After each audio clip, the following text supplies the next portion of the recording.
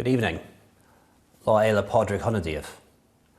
This is a St. Patrick's Day like no other, a day that none of us will ever forget. Today's children will tell their own children and grandchildren about the national holiday in 2020 that had no parties, no parades, but instead saw everyone staying at home to protect each other. In years to come, let them say of us, when things were at their worst, we were at our best. Our country is making big demands of our healthcare staff and big demands of every single one of us. Tonight I want you to know why these actions are being taken and what more needs to be done. We're in the middle of a global and national emergency, a pandemic, the likes of which none of us has seen before. So far, the number of cases in Ireland has been relatively small. However, we believe the number will rise to 15,000 cases or more by the end of the month and rise further in the weeks thereafter. The vast majority of us who contract COVID-19 will experience only a mild illness, but many will be hospitalised, and sadly some people will die. We cannot stop the virus, but working together we can slow it in its tracks and push it back. We can, as you've heard by now, flatten the curve, but only if everyone takes sustained action. Nothing less will do. We all need to take steps to reduce close human contact. That's how the virus is spread. Not just at public gatherings or in public places, but also in our own homes, places of leisure and places of work. Large public gatherings are cancelled. All pubs and bars are shut. And we've asked people to curtail or cancel social gatherings like parties, weddings and other celebrations. I know these choices won't be easy, but they are necessary. And more will be required in the coming weeks to reduce the spread of the virus. At all times, we will be guided and take the expert advice from our public health emergency team, led by the Chief Medical Officer. We will always put your life and your health ahead of any other concern. All resources that we have, financial and human, are being deployed to serve this great national effort. We're watching what's happening around the world, and we will learn from the experience of other countries affected by COVID-19 before we were, what works and what doesn't. We know the best strategies focus on testing and contact tracing and social distancing, so that's our strategy. We will keep our essential services, supply chains and utilities operating. Many of you want to know when this will be over. The truth is, we just don't know yet. This emergency is likely to go on well beyond March 29th. It could go on for months into the summer, so we need to be sensible in the approaches we take. We will deploy our full resources to ensure that essential shops, workplaces and public transport can continue to operate. People will still need to buy goods and avail of personal services in the weeks and months ahead. However, to do so, we'll need your cooperation and that of business and industry to make social distancing workable. This may mean changing how you do your business, but we will work with you to find safe and creative ways to do exactly this. It may mean adjusted opening hours, staggering breaks, phone calls and video conferences rather than meetings, and if possible, working from home. It will mean avoiding unnecessary journeys, shopping online from local businesses, and getting things delivered rather than physically going to the premises.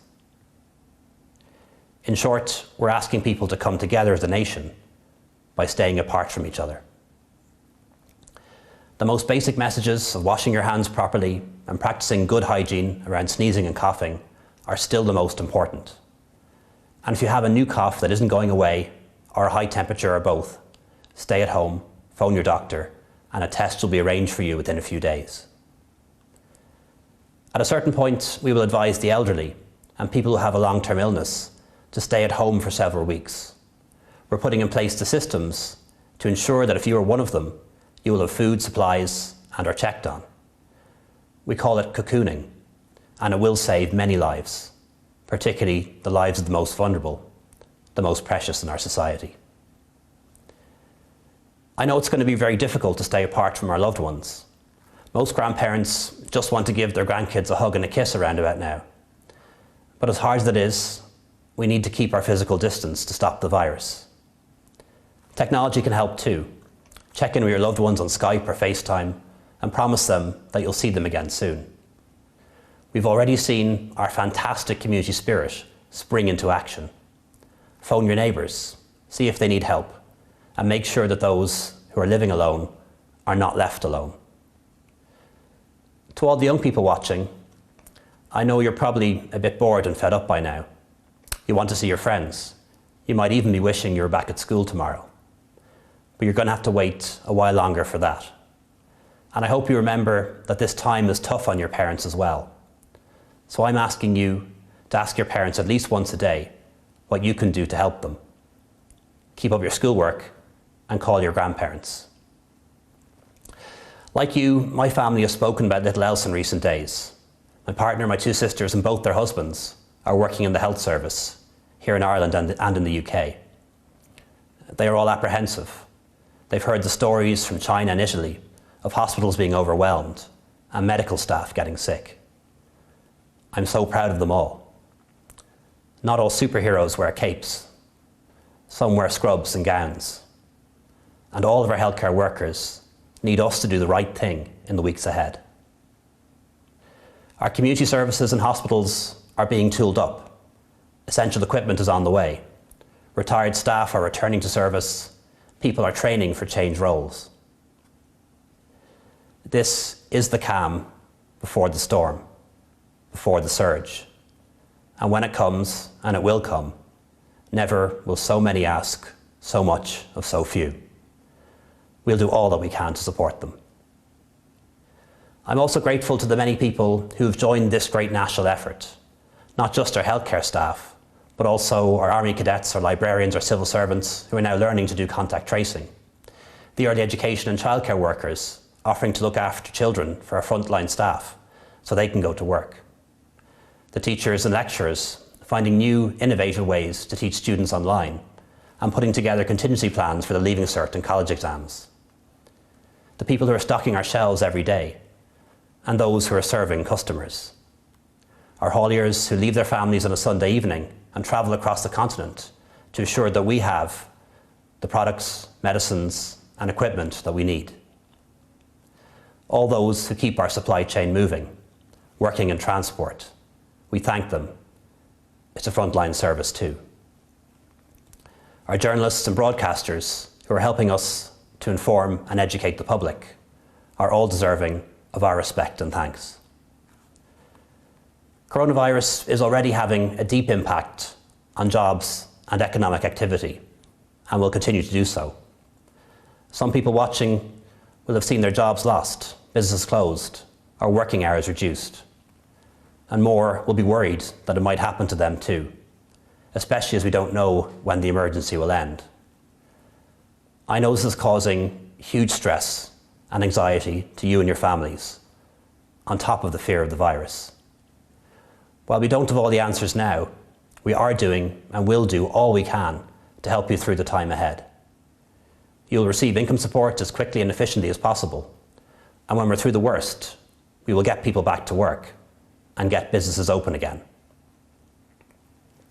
Everyone in our society must show solidarity at this time of national sacrifice. For those who've lost their jobs and had their incomes reduced, there will be help and understanding from those who can give it, particularly the banks, government bodies and utilities. We went into this crisis with a strong economy and the public finances in good order.